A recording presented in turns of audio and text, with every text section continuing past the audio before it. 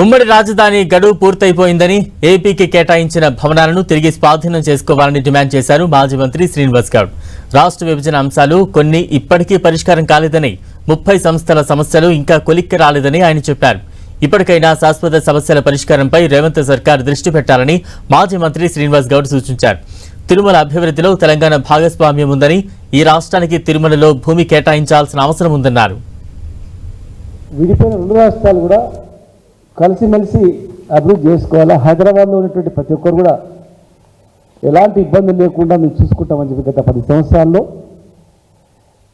హైదరాబాద్లో ఉన్నటువంటి అనేక రాష్ట్రాల ప్రజలకు కూడా ప్రజలకు కావాల్సినటువంటి అన్ని రకాల సదుపాయాలు ఈక్వల్గా ఇచ్చినటువంటి సంగతి తెలుసు.